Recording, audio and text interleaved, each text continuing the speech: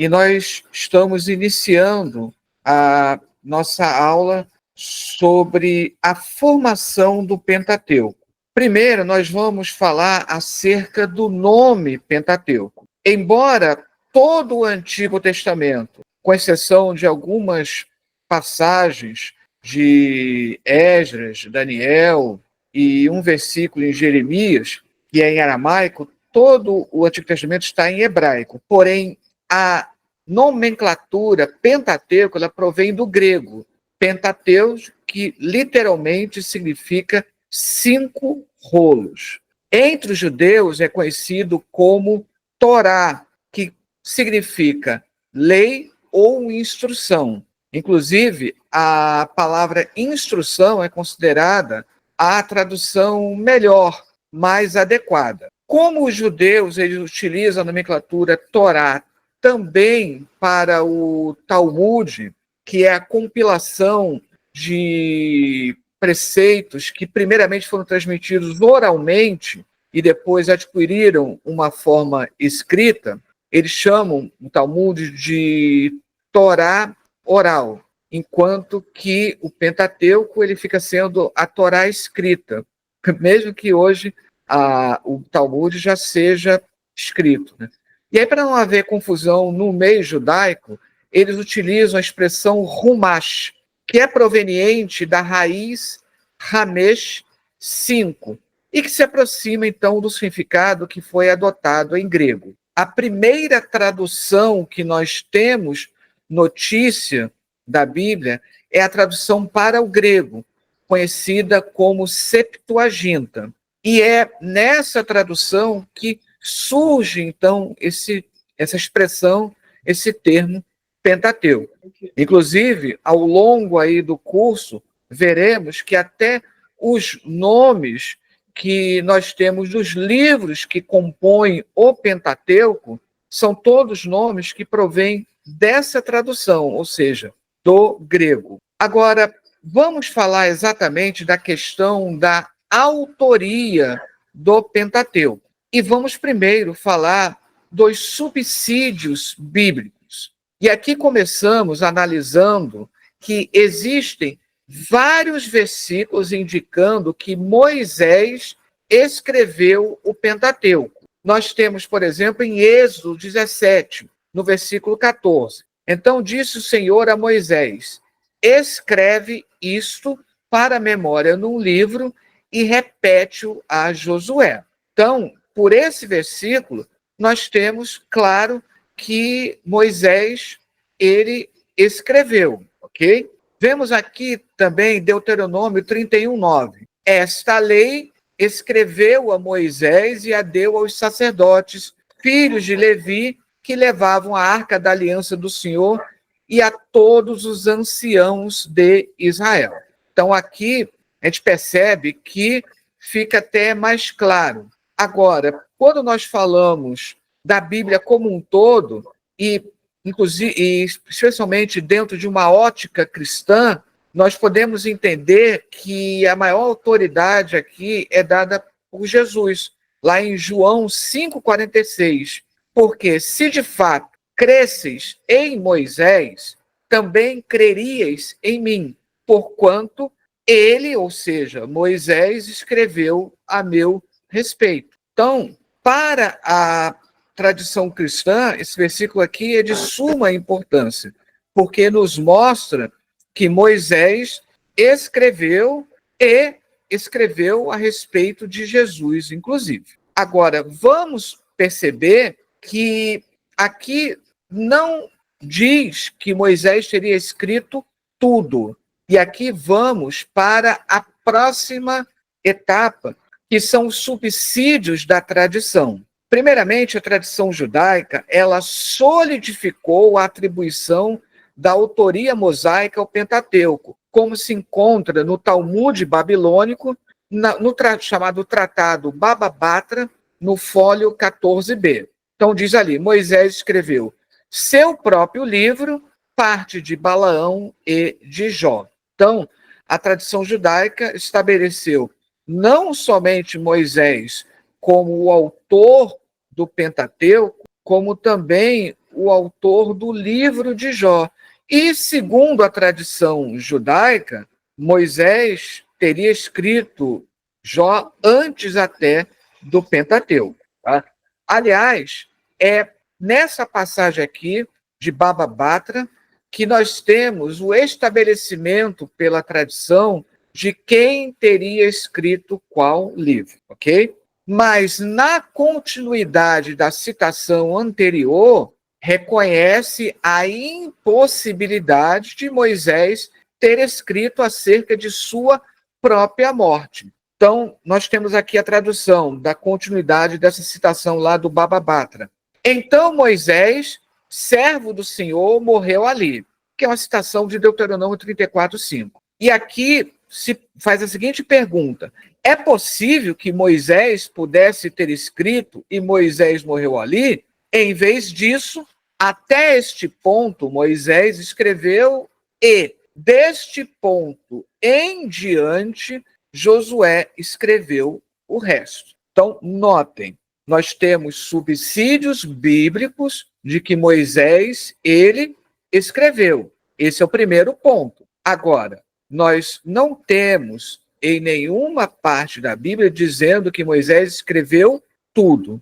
Temos a afirmação de que ele escreveu. E então nós temos o subsídio da tradição judaica de que Moisés, ele reconhece que ele não poderia ter escrito acerca da própria morte. Então reconhece Moisés tendo escrito todo o Pentateuco até Deuteronômio 34:5 e o restante teria sido completado por Josué.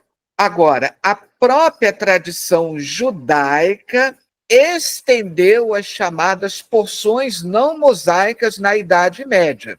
Deixa eu só voltar ao slide. O Talmud, ele é datado de final da Idade Antiga, início da Idade Média, ou seja, a forma escrita é por volta do ano 400, mais ou menos. Aí depois, já na Idade Média, bem avançado na Idade Média, nós temos sábios judeus como Ibn Ezra, Isaac ben Jesus, que fizeram listas contendo aquilo que ficou conhecido como post-mosaica. O que é o post-mosaica?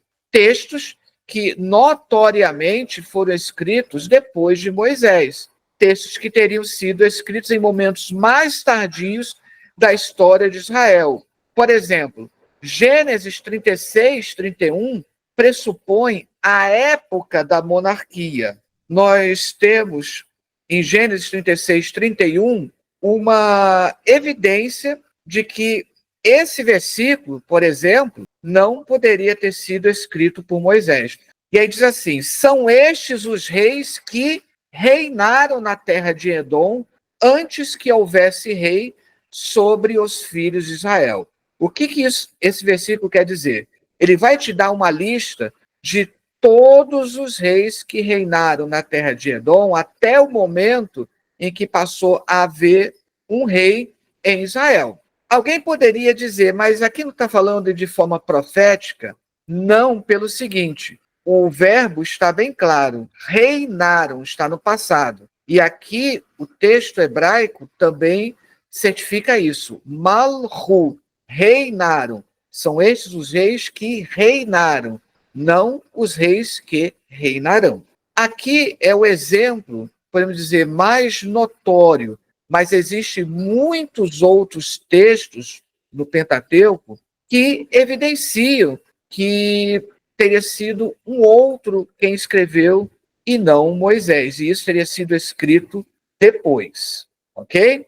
Deu para entender aqui? Esse versículo é o mais notório sobre a questão de passagens que Moisés não poderia ter escrito a princípio. Ok? Bom, a partir do século XVIII, lógico que aqui eu teria que falar também de Baruch Spinoza no século XVI, no século XVII, mas isso esticaria muito. Mas no século XVIII, vários modelos foram propostos, começando pela publicação das conjecturas do médico Jean Astruc. o qual esteve na origem da chamada teoria documental. Então, notem, lá na Idade Média, rabinos judeus, ortodoxos, diga-se de passagem, já perceberam que Moisés não poderia ter escrito outras passagens do Pentateuco além daquela de Deuteronômio 34. Mas a coisa,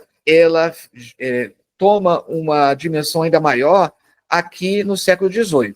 Astruc, com base nos nomes divinos, elaborou a teoria das fontes, javista e eloísta. O que ele percebeu?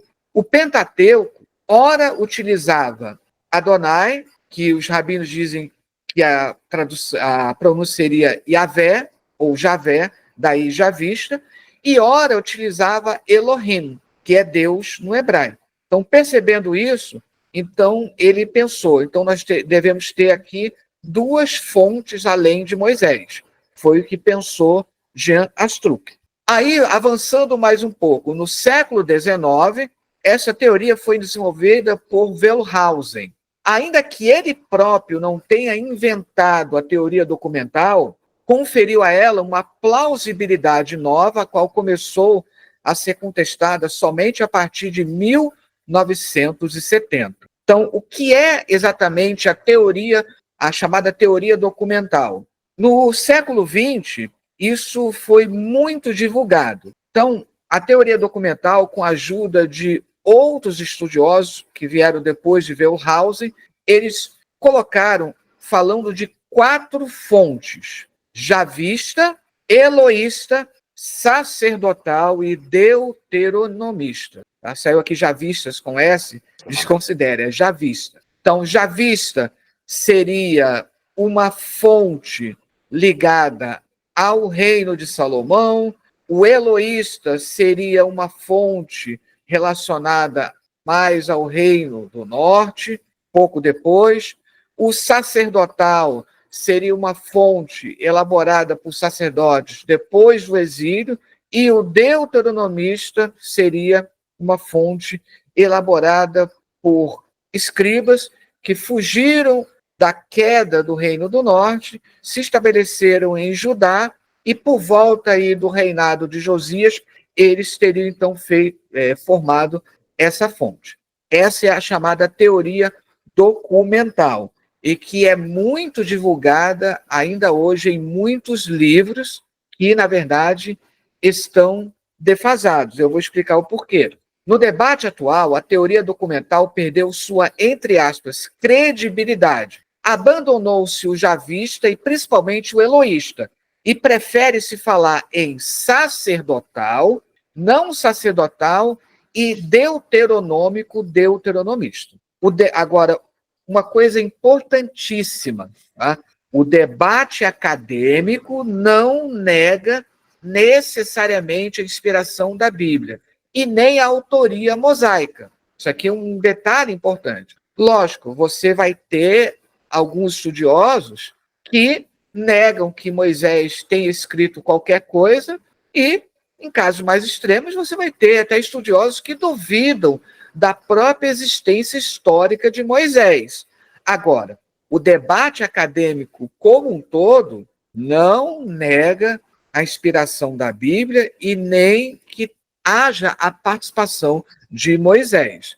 O que o debate acadêmico nos mostra, desde o século XVIII, é que nós temos outros escritores além de Moisés, e que isso não afeta a inspiração. Tudo bem? Então, aqui nós terminamos a nossa apresentação. Lógico, existem livros escritos só acerca desse assunto. E toda a parte de teologia bíblica, ela sempre vai partir de todo esse debate acerca do Pentateuco. Mas, como eu já disse, isso não invalida a inspiração da Bíblia.